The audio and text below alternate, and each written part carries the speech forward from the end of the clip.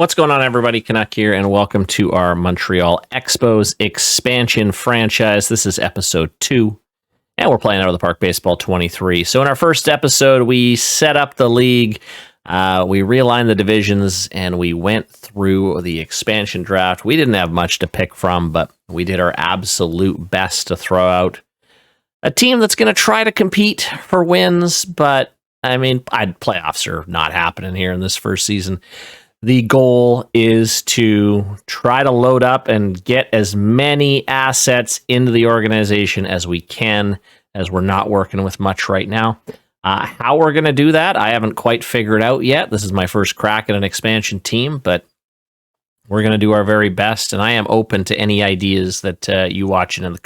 So if you have any, let me know in the comments, and I will explore each and every option you guys lay out. So before we dive in, we're going to play opening day. But before we dive in, let's just check on division realignment one more time, as I did make one slight change due to a request, or I guess suggestion, from a YouTube commenter, or YouTube viewer, I should say. Cincinnati and Chicago have switched divisions, as the astute viewer noticed that geographically, Cincinnati's further east than Chicago, so that little change was made. Let's take a look at preseason predictions. These are always fun to take a look at. They don't ever usually pan out this way, but hey, it's always fun looking. They got the Blue Jays sort of running away with things in the AL East over the Sox, the Yankees, and the Rays. Red Sox in the mix there too. AL West, Milwaukee actually coming out with a 97-win season, so heading into the American League and winning the West in their first season in the American League in a while. Angels also hanging in there as well. Looks like a pretty weak division. They actually have Mexico City in 5th, ahead of Texas, Oakland, and Seattle. Yeah, Texas and Oakland, maybe I get. I don't know about Seattle, but we'll see how that goes. Now, what we're interested in is obviously the NL East. I'm actually quite surprised that we are not bottom of the basement by far. They actually have us winning 76 games. I will be shocked if we get 76 wins. They have us ahead of the Pirates. Not hard to do, but I found that to be quite interesting. And then in the NL West, probably no surprise here. The Dodgers projected to win the NL West over the Astros, and that's really about it in terms of great teams in that division. Okay, so let's go into the front office here, as I want to show you just a quick thing I did in terms of changes before we jump in. I did kind of clean out the coaching staff and hire my own coaches, as when a team gets created, they just throw in very, very mediocre coaches and staff. So I tried to get the best I could without breaking the bank. Obviously, scouting director was my number one priority. Brian Bridges was probably the best candidate I could find, so we're going to try him. He's got that outstanding amateurs and highly favored tools, so hopefully he can find a lot of really, really good, promising prospects for us to get into the system. And yeah, we got to use our minor leagues to our advantage, because we do not have a lot of assets to trade. That's for sure, as we only had 35 picks in the expansion draft. Payroll and money-wise, we've got some money to play with. Payroll, very low. We're under 33 million, which is the lowest by far. I was curious, so I went and go check out Mexico City to see what they did, and they really spent in the expansion draft. They made some real questionable decisions, picking up like Evan Longoria. I mean, just a lot of these, a few just really old veterans. They picked up a few decent guys. Mondesi, I mean, that's nice speed-wise for sure, but a few kind of maybe overpaid guys, but we'll see. I don't know. I don't know, just a very interesting move by the CPU. But yeah, this is our kind of money financial situation right now. We do have a lot in the development budget, a lot in the scouting budget. Well, not a lot, but more than I would normally put in with a regular team, as Scouting and development's our number one priority, as we need to make things happen with our prospects if we want to do well this season. All right, so here we go. Opening day. Let's get going. We've got our first game against the Pittsburgh Pirates. We're going to have Nestor Cortes on the bump to see if we can get our first win as the new look Montreal Expos. So in terms of kind of speed of how I'm going to be playing this, still trying to work that out, but it's going to be fast, at least for the first season. So my plan is to kind of sim it through fairly quickly, just highlight any transactions, larger transactions that I make. I don't want to, I'll spare you guys the minutia day-to-day stuff, but I'll be doing all that kind of off stream and alerting you guys to anything interesting that happens with the Expos as we work our way through. So here we go. Opening day. Let's not worry about that for right now. And let's play our game against the Pirates. All right. So we actually match up not too badly against, these are probably going to be the two cellar dwellers of the NL East, but let's see if we can get in and get an opening win against the Pirates. All right, so speed purposes, kind of what I do is I like to just go to until runners in scoring position. I will coach the game kind of as sort of.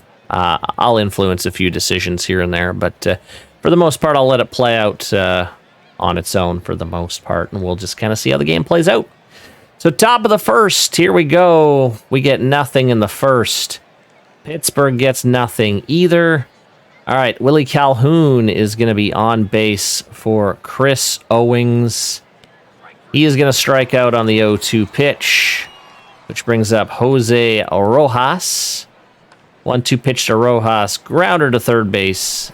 Very easily picked up by the third baseman. Nothing for Montreal in the second. Bottom two for Pittsburgh, nothing there. And in the third inning, Reese McGuire is on second base with no outs for Jason Guzman, our very young, inexperienced shortstop. The 1-1 pitch, and he sends a stinger into right field. And I think that's going to be his first career RBI, I believe. And there it is, and that is actually the first run in Montreal Expos, new look Montreal Expos history, coming from the number 9 hitter. All right, LeCastro is up. 2-2 pitch, easily taken. All right, Guzman moves to third. Here is Espinal. He's got a 1-2 pitch. Trying to bring the runner home. He cannot do it. Contreras strikes out. Another one. That's 4 strikeouts on the day. Rowdy Tellez looking to bring home that run on third. The 0-1 pitch. Unfortunately, infield fly. So Montreal only gets 1 in the third. But hey, we're leading our first game. Can't complain with that. Okay, Cortes in a little bit of trouble here in the third. First and third with 1 out to Kevin Newman. We're going to pitch right to him. The 1-0 pitch, he hits that very deep into center field. But our center fielder back at the warning track grabs it. Run will score, though, to make it 1-1. And that's all they get. So 1-1 heading to the top of the fourth. Leading off is Ardistas Equino. And nothing for the Expos in the fourth. Pittsburgh threatening in the bottom of the fourth. First and third with 2 outs. For Roberto Perez. He's gone. No runs there. All right, Rojas is up in the top of the fifth.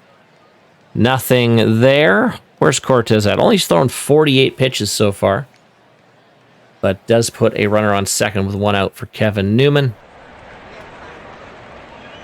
And easily handled by Guzman. Very nicely done. And here's Brian Reynolds. He is going to drive in a run. That should put the Pirates on top. And they are up 2-1 here in the opening day.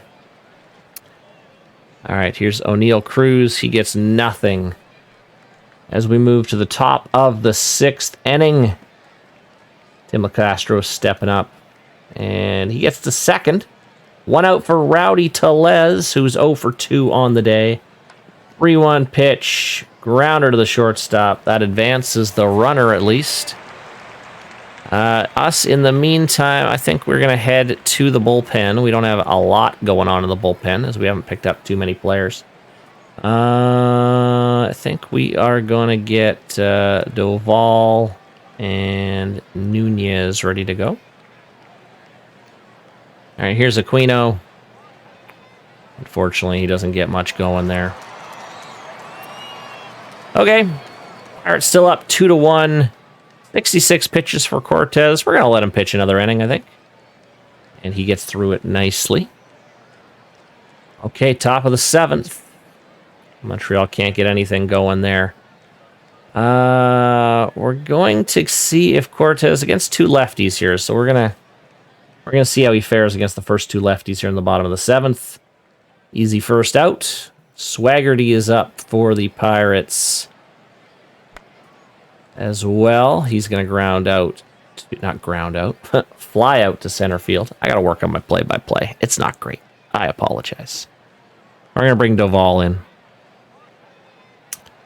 And he gets through that last batter. All right, top of the 8th. Montreal gets nothing. All right, Doval puts a runner on second with no outs. I'm going to warm up Romano. And is that going to drop? It is going to drop. Okay, so Pittsburgh threatening here in the 8th. We do not want this lead to get any higher than 1. But the bases are going to be loaded for Cabrian Hayes. Not who we want to see. Oh, he's going to ground into a double play force at home. That is exactly what we needed. Wow. Okay, we'll take that. Ben Gamel steps up. He's going to strike out. All right, one more chance for Montreal here. We only have 5 hits and 1 run here. We're going to go pitch by, or runner by run, or sorry, hitter by hitter here. As Espinal steps up here in the top of the 9th. 2-2 pitch. Caught looking. Caught looking. Okay, here's Rowdy Tellez, 0 for 3 on the day. He's got a full count. He gets caught swinging. And we're down to 1 out here, and it's Ardestes Aquino, also 0 for 3 on the day. I mean, do we have anyone on the bench that could... We got a lot of bench players. Why do we have so many bench players?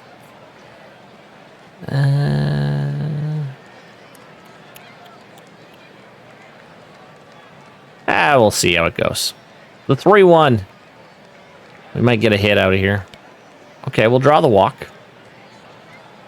We'll draw the walk. We're still in this. Not a ton of speed here. I wish I could see the speed a little easier here. I want to see if anyone's got a bit better speed. Don't know if we do. We could put John Bertie in. Let's do that. Let's have him pinch run. All right, here's Willie Calhoun, the 2-1 pitch, and it doesn't matter. As he grounds out to the second baseman, and the Pirates take the opening game. Montreal gets handed their first loss. Tight one, though. 2-1 here in Pittsburgh. Not too much that went on there. A couple hits, mostly by the bottom of the order. Our pitching was good. Cortez pitched quite well. But yeah, 2-1 game. That's just how it goes, I guess. Not terrible, but not the start we were looking for the Expos. All right, so my plan is to kind of just run through this, and any big changes or things I make, I will let you guys know. And we're going to work through this season probably pretty quickly. We'll stop at major points in the season, but yeah, let's get into this season. I'm excited. So go Expos. All right, here we go. May the 1st, 2022. April is behind us. I was expecting it to be a pretty rough April. I was thinking, we'd be way down at the bottom. But Montreal, I don't know if it's maybe just building off the energy of being a brand new team in a city that's been craving baseball, feeding off these rabid home fans. But Montreal actually has a winning record, just barely, but we're going to count it here as a bit of a success here early in the season.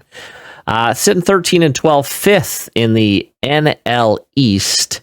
The Mets absolutely dominating to kick things off. But a few things to note here. Defensive efficiency, 1st in the league. ERA also very, very good. We have 2 pitchers that are carrying the workload for us, which I'll show you here briefly. As for transactions, nothing yet. We're kind of just seeing how things play out right now. No need to make any crazy moves or anything like that, as it's early in the season. No big injuries or anything like that either. So I want to direct this to the pitching here because an interesting player has emerged, and he's actually a fictional player that I actually found in our AAA organization when I loaded the teams up with fictional players. And one guy caught my eye, and I moved him up after the first game. And I thought, looks like he could be serviceable. We'll see how he does. And it's this guy, Danny Caracoza. And believe it or not, Chicken Cutlet, great nickname, by the way, won pitcher of the month for April. Had an absolutely amazing start to the season. I mean, he's got, stuff's okay, control's okay, movement isn't great, but he's got that really high velo and awesome stamina. And look at these first 5 games. I mean, 7 innings, 8.1, 7, 8.1, 7.1, no more than 5 hits, no more than 1 run a game. I mean, the dude should be 5-0 here if it wasn't for, looks like the bullpen blew it here against the Mets. And yeah, he didn't get the decision against Oakland, but otherwise he's been absolutely spectacular. I mean, again, early, but I am definitely keeping an eye on Danny because he is off to a great start. Another guy off to a pretty good start, I would say, is Nick Pivetta. He's had a pretty good start to the season as well. A few guys I'm not overly impressed about being Nestor Cortez, who started the season very rough, 0-4. Valdez and Lindblom, they're doing all right. Not too much to report in the bullpen of any amazing standouts here, but they're getting the job done. On the offensive side of things, just kind of sorting by OBP or OPP, OPS plus. Sorry, a few standouts. Willie doing well off the bench, but Espinal, who I had a feeling was gonna, he had a really good season last year in Toronto, and he's hitting almost 400 right now early. So he's getting on base, which is what we need him to do. I think he's batting in the 2 spot. Yeah, he is. So that's good. And kind of who I expected our main bit of offense to be for the start here, Rowdy Tellez, already has 10. No, I'm looking at the wrong thing. Like, how does he have 10 doubles already? No chance. But yeah, he's got 9 home runs already through the month of April. 19 RBIs, hitting 286, 343 OBP, 158 OPS plus. So some solid starts there for sure. So promising, definitely promising. So we'll kind of sim through into May and see how things go. All right, the month of May is complete. Your Montreal Expos are sitting at 24-28 on the season. It was a bit of a rough month of May as the team went, I believe, 11-16. A little promising. We've won 4 of our last 5, but we had trouble getting anything going. I don't think we won. Yeah, we didn't win more than 1 game up until the end of the month. So going to be hard to rack up wins when that is going on. So we have started to fall back to earth a little bit. kind of what we were expecting in terms of an expansion team. Still holding our own. We're not dead last. We're not in the basement of the NL East. We got Washington and Pittsburgh behind us.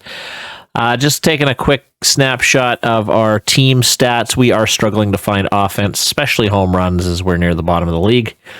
ERA is solid, but our pitchers are having trouble striking batters out. Defensive efficiency was first back in May. Back in April. That's definitely dipped back to 11th. So, in terms of kind of transactions, things like that, we had one fairly significant injury. Matt Beattie, early in the month, went out with a high ankle sprain. So we just brought up, can't remember who we brought up from AAA.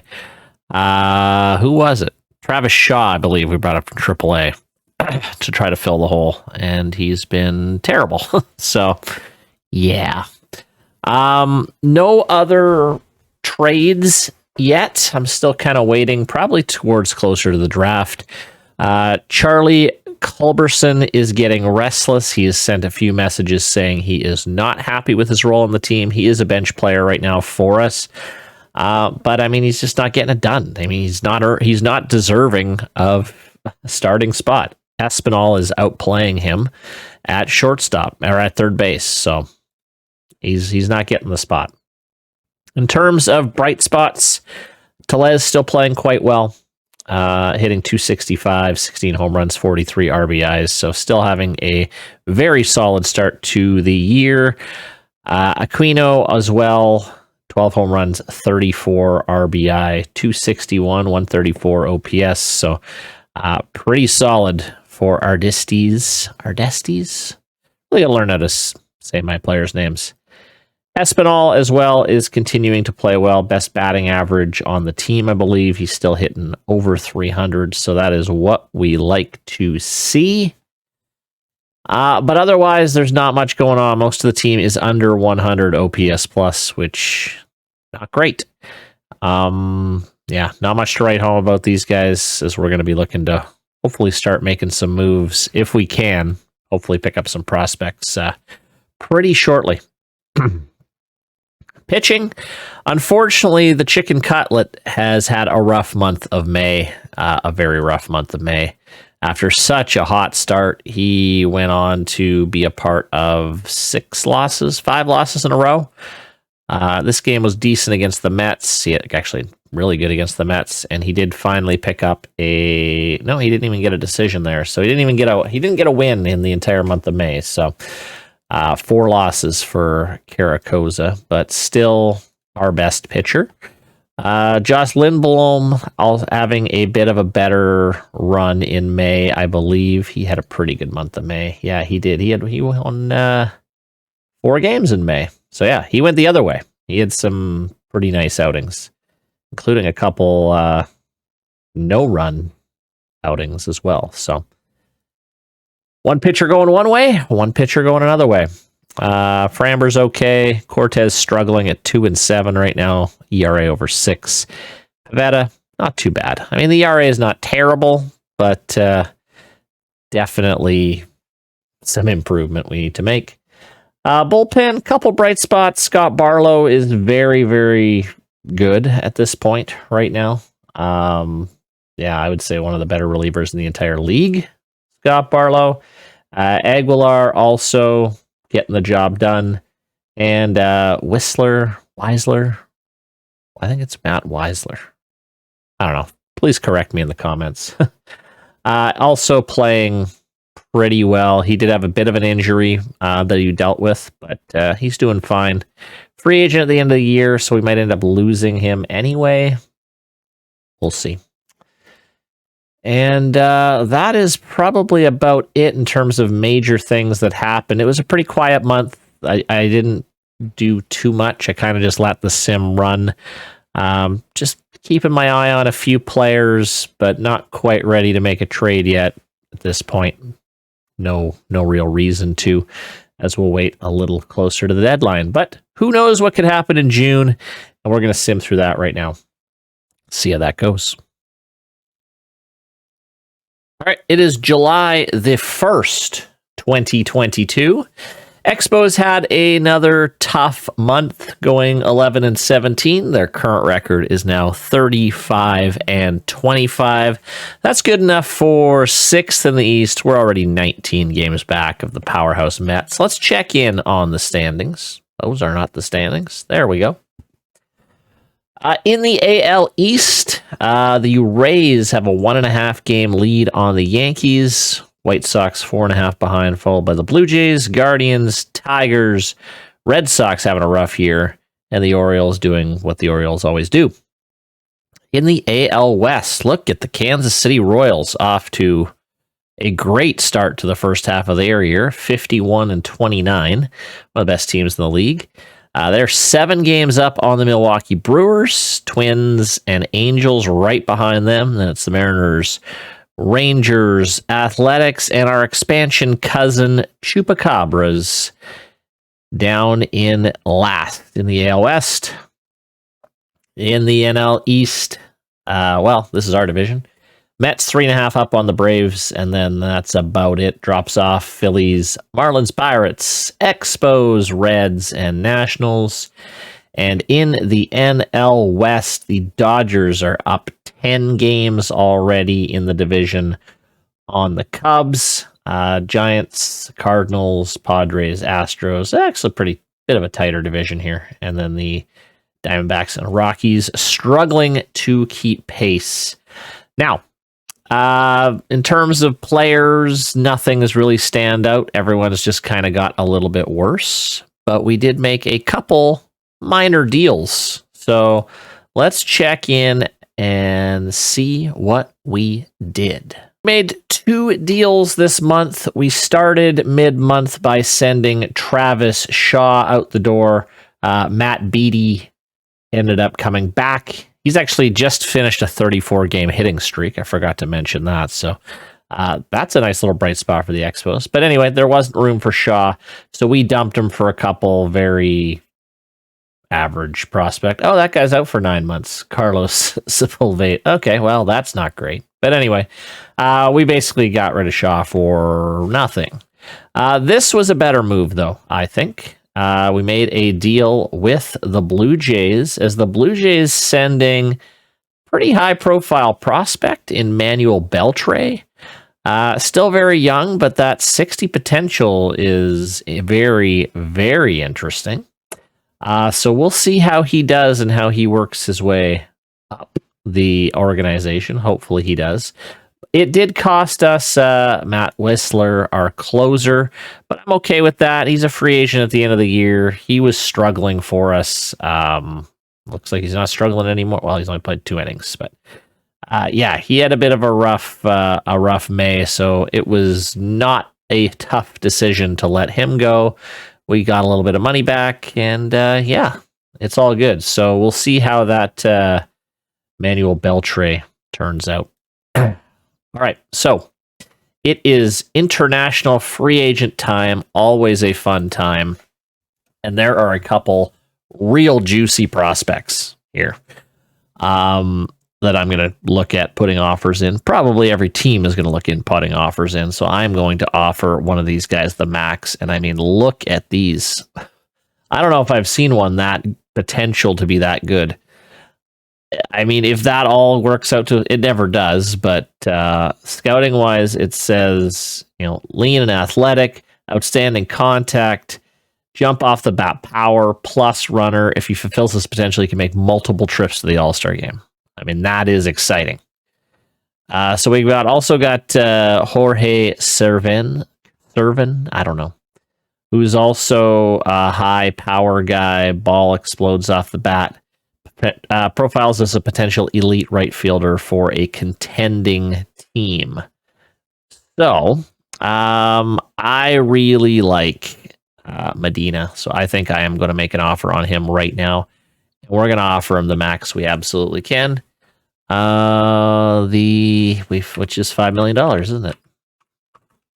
So we're going to do that. Ask him for that response, and we'll see if we lock up Medina or not.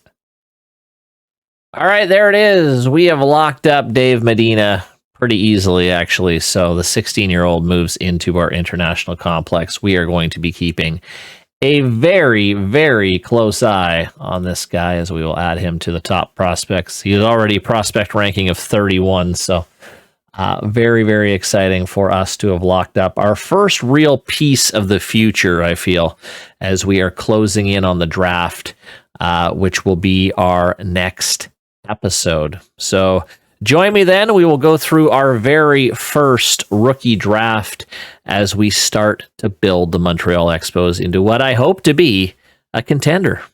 So we'll see you next time. Thanks for watching.